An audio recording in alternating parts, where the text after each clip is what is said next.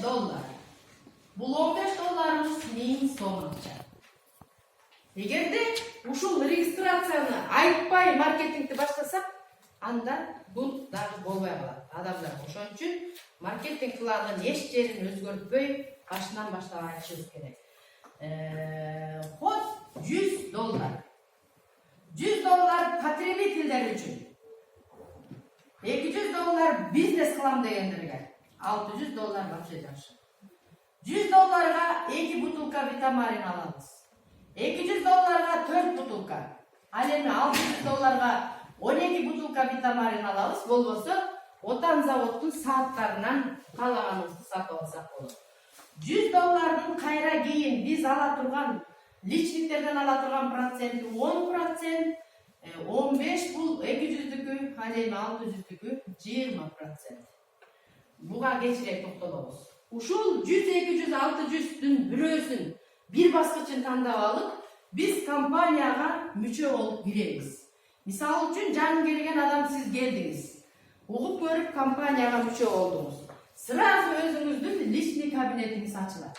Личный кабинетте бул интернет бизнес. Регистрацияны дагы өзүбүз жасайбыз. Бүт бардыгын өзүбүз жасайбыз. Өзүбүздүн көтөргөн телефонубузда личный кабинет, ал жерде финансы, команда, новости, бүт бардык маркетинг план, компания жөнүндө эмнени билгиңиз келсе, ошонун бардыгын билсек болот. Анан кийин маркетинг план бинарный. Слово би, эки деген сөздөн алынган. Мисалы үчүн, эки адамды чакырабыз, эки веткачы барабыз. Биринчи адамды чакырсак, $200 контракт түзүп кирсе, биринчи вид зарплата төлөнөт. Бул реферальный бонус. Реферальный бонус деген лично приглашенный адамдан 10% акча төлөйт сизге. Биринчи вид зарплата. $200 сразу 10%, бул $20 регистрация болор менен сразу түшөт. Бул жерде PV бал деген дагы жок. Акчадан эле акча төлөнөт.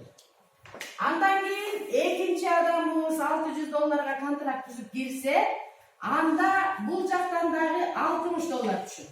10%. Ошентип эки адамды жаздык, эки жактан акча түштү. Эми биздин структурабыз пайда болду. Структурадан экинчи вид зарплата төлөнөт. Бул бинарный бонус. Бинарный бонус улам товарооборот жогорулаган сайын өсөт. Проценти көп төлөнөт. 200 кичинекей, 600 чоң. Кичинекей жагынан 5% акча төлөнөт. Бул $10. $10 дагы сразу биздин кошелегубузга түштү. Андан кийин команда менен иштейбиз. Бул жерде биз алып келген эки личный приглашенныйбыз бар. Ошол личный приглашенныйдын дагы чакырган адамдары болот.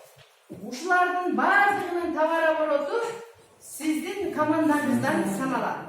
Мисалы үчүн бул жерге $200 түшсө, анда теңелип дагы ортодон 5% төлөнөт. Бул жерге $200 түшсө, дагы теңелип ортодон 5% түшө берет. Теңелген сайын бинардан акча чыга берет. Бинардын акчасы майраланып түшөт. Эми ушинтип команда өсүп кетип атып, $1000 товарооборот берсе, ар бир жак. Анда бул ортодогу 5%-тин бардыгын чогултсак, $50 болот. Үчүнчү вид зарплата башталат. 2 айга чейин бизге $50 пассивный доход төлөйт. Пассивный доход дегенди түшүнбөсөңөр суроо бергиле жаңы келгендер болсо. Пассивный доход $50 баштап $3000 чейин өсүп отурат.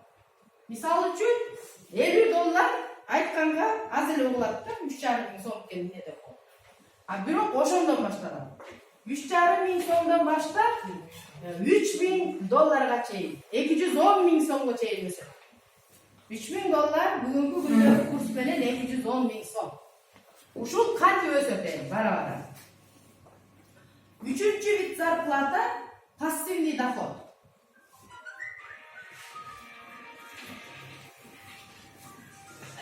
Андан кийин дагы общий команда менен мындан башка $2000 товарооборот жасасак, анда общий $3000 болот.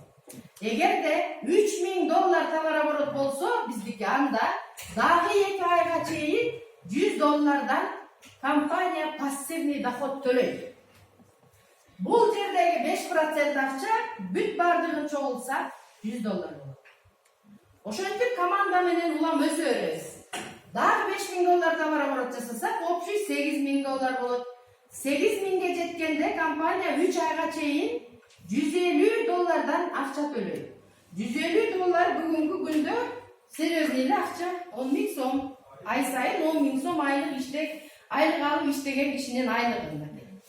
Бул пассивный доход бир айда бир төлөнөт. Ал эми бул бинардагы акча, реферальный акча деген бул постоянно контракт түшкөн сайын төлөнө берет. Нол жерде 250 болот.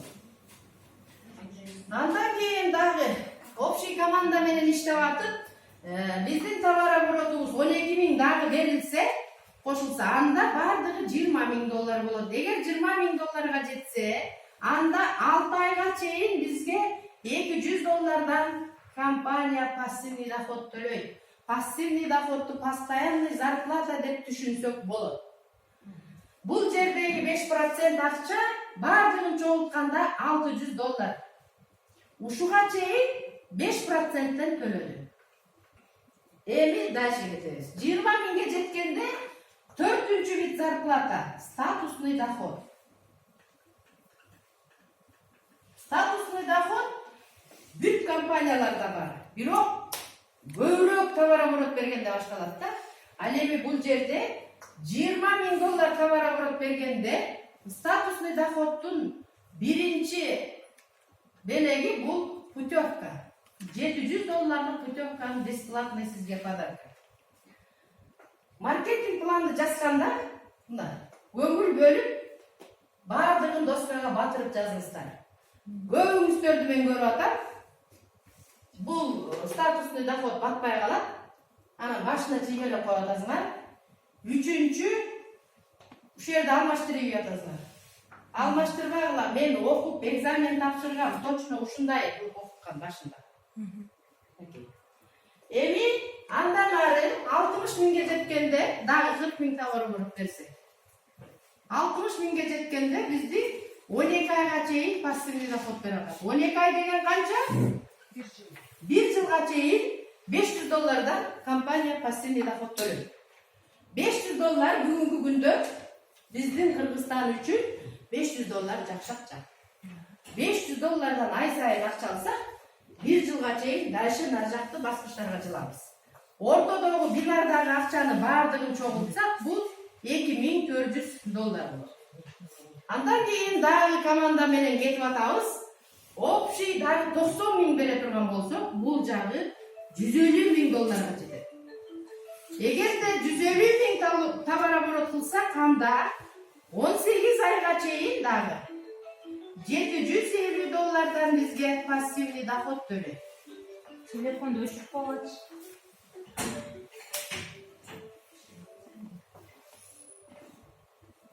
$150.000 товар оборот бергенде 18 айга чейин $750 алабыз.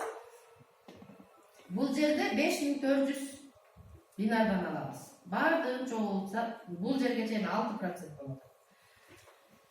Эми мындан ары 380.000. 380.000ге жеткенде 30 ай экен. 30 ай канча болот эми? 2,5 жылга чейин $1000 акча. Бул ортодогусу уже $16.100. $16.100 көппү же азбы? Бинардан $16.100 төлөп атат. Бул вообще көп акча. 760.000ге жеткенде 760.000ге жетсек, анда 36 ай. Бул канча болот? 3 жылга чейин $2.000 акча аласыз. Бул жерге мисалы үчүн азыр түшүнүп атканда бул жөнөкөй эле цифра. Анан буну улам эле көйүп жазып кетип атат. Ушул бул чыңгы калп деп отурат да, көйөлдөрчү. Бирок иш жүзүнө келип, ушул жерге келгенде бул кандай акча экен ошондой беребиз. Адам өзү жетип качан ошону чувствует этмейинче аны эме кабыл кылбайбыз. Биз ошондой жаралганбыз өзүчү. 760га жеткенде бул ортодогу акча $26,600 дейт. Доллар экен, 26,600. Ушуга чейин 7%. Эми эки баскыч калды. 1,5 миллион товар оборот атат. Сетевый компанияда иштегендер мисалы үчүн көбү билет да. Бул товар оборот жасамай сайын сет жок. Сетевый компанияга иштөөгө мүмкүн эмес. Баары бир жасайбыз. Биз аны көрүп жасайбыз, көрбөй жасайбыз. Мисалы үчүн буга чейинки компанияларда көбүнчө товар оборот биздин көзүбүзгө көрүнбөйт. Анткени бухгалтерияда эсептетпеспи, правда? Ошоктан бизге контракт салган сайын акча чыгарып берет. Ал эми мынол жерде ар бир товар оборотуң өзүңдүн телефонуңан тиги финансыңдан бүт барып көрүнүп атат. Бул көрүнүп биз өзүбүз карап тура турган иш экен. Эгерде товар оборот 1,5 миллионго барса, 48 ай канча? 4 жылга чейин $3,000 акча төлөп атат. Мына. $3,000. 210 миң сом. Ал эми бул жердеги ортодогу акча 8%. Бул $59,200. 59 миң акча деген кандай акча? $59,200 атат. Андан кийин эң акыркы жеткен чеги 3 миллион товар оборот. Эгерде 3 миллион товар оборотту ушул эки командадан, эки адамдан башталган командаң бере турган болсо, анда ортодогу акчасы $120,000. Ушуга чейин 8%тен акча төлөдү. Эми 9-ту качан төлөдү? 9-ту мындан ары өмүр бою дейт. Пожизненно. 9%. Бул дүйнөлүк товар оборот, бул мировой товар обороттон 2%. Бул деген неделясына $50,000. Неделясына $50,000 акча төлөйт компания. Бул 4 жумада 200 миң болот. Ушул $200,000 акчаны сизге өмүр бою төлөп, андан ары наследствого балдарыңызга калтырсаңыз болот. Ушул сиздин пенсияңыз. Эми статустуу доходтун дагы 5 түрү бар. Бирөөнү жаздым. 60 миңге жеткенде iPhone X $1,000 телефон подарок. 150 миңге жеткенде путевка. Путевка 2 адамга. Үй бүлөң менен барсаңыз болот, болбосо жаштар ата-энеге подарка кылсак болот, каалаган адамдарыбыз менен барсак болот. Ушуга чейинки статустуу доход белек түрүндө берилет. Акчалай берилбейт. Путевка, iPhone, путевка. Андан кийин 380 миңге жеткенде акчалай берилип баштайт. Автомобилге $20,000. $20,000 акчаны компания сизге берет. Бул сиздин өзүңүздүн гана белегиңиз. Ар ким менин өзүмдүкү деп кабыл алыңыздар. 380 миңден товар оборот берсеңиз, анда сиздин ошол жасаган эмгегиңиз үчүн $220,000 акчаны акчалай берет. Сиз салондон барып машина сатып аласыз. Компания тиги Марин Келс деген эмени логотиптик наклейканы чаптап коет. Болгону ошол реклама кылып айдап, ана Кыдыр Апабаевдин реклама кылып айдап келди го бизге. Көрдүк, көбүбүз көрдүк ошонучу. Ошондой, ал эми сизге ушул жерге чейин келген болсоңуз, 30 айга чейин $1,000 акча төлөйт. Ушул өйдөдөгү жасаган ишиңиз үчүн. Дальше жасабасаңыз да. Түшүндүңүзбү? Эми 760 миңге кетсек, анда квартира. Квартирага дагы $35,000 акчалай берет. Бул акчага сөзсүз квартира сатып алыңыз. Андан кийин 1,5 миллионго жеткенде особняк үй үчүн дейт $53,000 акчалай берет. Статус статусный доходтун 6 түрү бар мынакей.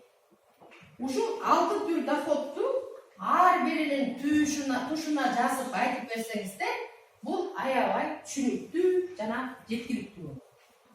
Ошон үчүн доскага батырып, А4 кагазга жазсаңар, ошону кайра бияка жазсак, батат, мен батырып жазып атам. Андан кийин 5-чи вид зарплата. Бул чек от чека. Ушул компаниянын тили боюнча бул чек от чека деп айтылып келген бизге. Чек от чеканы башка компанияларда биз лидерский деп атап жүргөнбүз. Структурный бонус деп жүргөнбүз. Ушул чек от чека. Чек от чека деген сиздин алган чегиңизден чектелөө деген сөз. Бул мисал үчүн могу жерде 2 личный приглашенный адамыбыз бар. Ушул личный приглашенный адамдар келген күндөн баштап улам артына киши жазып, бул өзүнүн товар оборотун жасап иштеп атат. Бул реферальный бонус алат, бул адам бинарный бонус алат, бул адам пассивный бонус алат. Ушул 3 түр акчадан сизге чек от чека төлөнөт. Процент төлөнөт. Бул деген эгерде 100 менен кире турган болсоңуз, 10% төлөнөт. Ушул адамдын акчасынан сизге алган айлыгынын проценти, бул өзүнүн айлыгын толук алат өзү. Компания сизге төлөйт. 200 менен кирсе 15, 600 менен кирсе 20%. Эми ушул 10, 15, 20%-ти кайсынысы көп болот? 20. Бүт баарыбыз айтабыз. Кайсынысы көп болот? 20% көп болот, а? Бизге аз алган жакшыбы же көп алганыбыз жакшыбы? Көп алганыбыз жакшы. Эми апгрейд деген жол бар бизде. Бул дагы жөнөкөй адамдар үчүн жеңилдетилген жол. Эгерде сиздин $600 акчаңыз жок болуп атса, бүгүн $100 бар болсо, сразу контракт төлөп кириңиз деп атат. 10%ге ээ болосуз. Андан кийин апгрейд. Дагы бир аз күндөн кийин $100 бар болуп калса, Витамариден 2-ни сатып ала коюп, муногул местаңды 200 кылып 15%ге көтөр, ушул эле бир местаңды. Андан кийин дагы накопительно чогултуп 600-гө жетип 20% болуп алгыла дейт. 20% болуп алсаңар, муногул лично приглашенныйлардын айлыгынан сизге компания 20-дан төлөп турат экен. Бул жеңилдетилген жол дагы жакшы экен. Эгерде биздин акчабыз болгон болсо, анда сразу эле $600 контракт төлөп кирсек, биздин өзүбүз үчүн дагы жакшы, себеби 20%-тен алат экенбиз. Ал эми ар бир биздин артыбыздан келген адамдар $600 менен контракт төлөп кирсе, муногул акчаларга товар обороту жасап, бинарный бонус, пассивный бонуска эрте жетет экенбиз. Бул эрте иштөөнүн жолу. Эгерде жок, мен андай кылбайм деген адамдар, анда 100 менен кирип, артынан 10 кишини чакырып, анан буягына 1000 товар оборот жасап, буягына 1000 товар оборот жасап, өйгөнө 20 кишини жасап атат, туурабы? 1000-ден 20 кишиники 100дөн болгондо болду. Ошентип, муну жаап, анан жайма жайдан жүрүп, муну жаай берсе деле боло берет. Берде убакыт белгиленген эмес. Убакыт, эгерде ушундай быстрый старт менен иштейин десе, 600дөн 10 киши жазсаң $6000. Бул жагына 10 киши келсе $6000. Мына буга жете түшүп атасың. Аз эле калат. Быстрый старт менен иштесе ал жол. Ошондо кандайын кааласаңар, ошондой жол бар берде. Иштесек болот. Бирок иштеген адамдар сөзсүз мыногул акчаларды алат.